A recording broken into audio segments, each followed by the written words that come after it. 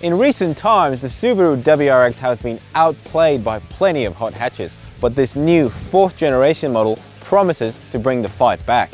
Things might not be so easy for the WRX though, because here we have a benchmark hot hatch, the Renault Megane RS, and a fresh challenger, the Volkswagen Golf GTI Performance, with more power, a proper front diff, and it wants to take these two out. That's true, Dan, but what better place to test it than right here at a racetrack?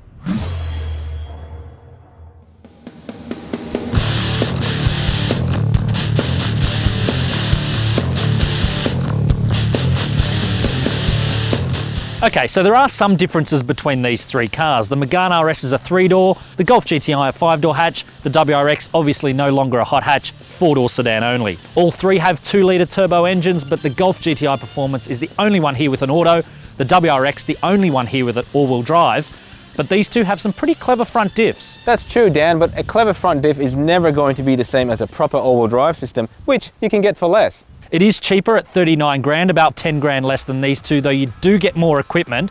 And if a front diff does the same as all-wheel drive with less weight, I'm happy with that. I'm not buying that, Dan. I can't see a front diff doing the same as this all-wheel drive system. I think we should get out there and have a drag race. Let's do it. All right, it's round one, and that means the Megane RS versus the WRX. Now, this is going to be very interesting, and I really want this car to win because it's time that Subaru has an actual win against these damn French hot hatches.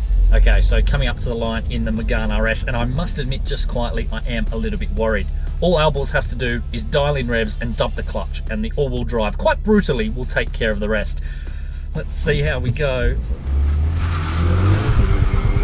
Too much wheel spin, too much wheel spin. Let's go. Oh, he's in front. Oh yes, I'm winning! I'm winning! Go Subaru, yes! It's done!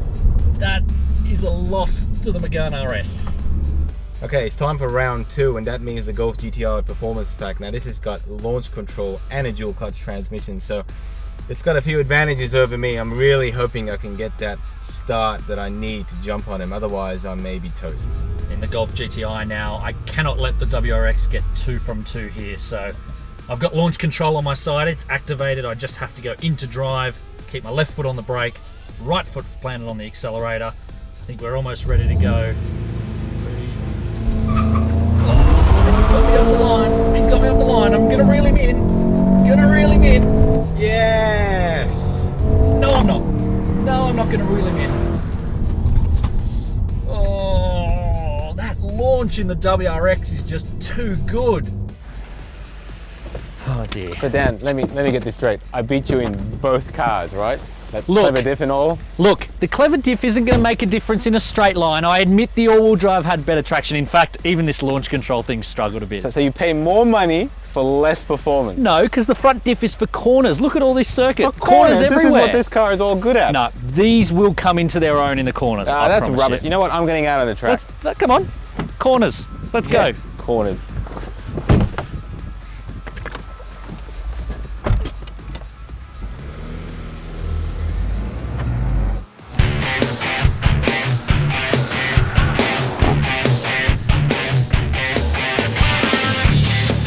To keep things fair, we decided to let Dan do all the driving.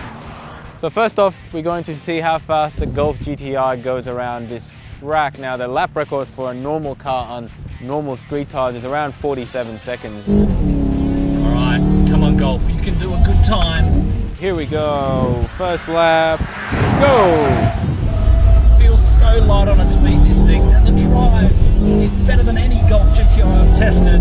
Just hangs on and on.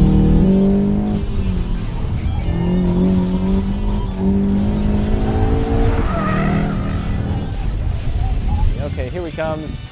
And we're looking at about 40 seconds now.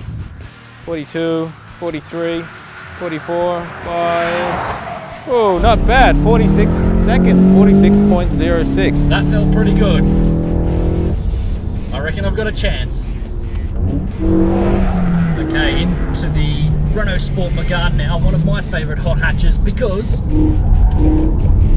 it's just so damn fun. All right, flying lap. Here he comes up the main straight, and we're ready to start now. All right, here we go into the first corner. You can hear the tires. That thing does grip better than the Golf GTI. Chuck it into this corner here, let it slide a bit in full throttle likes it. It just feels like it was born to do this stuff. He's turning in. Okay, he comes for the first lap. All right. Oh, there's some smoke coming out of the front wheels. That clever diff is certainly working hard. Here he comes. Here he comes. Wow, 45.74. He's right. The Megane is quicker than the Golf GTI. Up the main straight. We're about to start the lap, and there we go. All right, into the first corner, braking hard, down into WRX, giving it all it's got.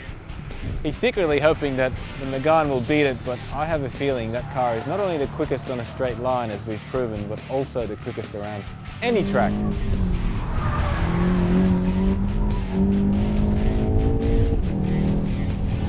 All right, here he comes, up the main straight.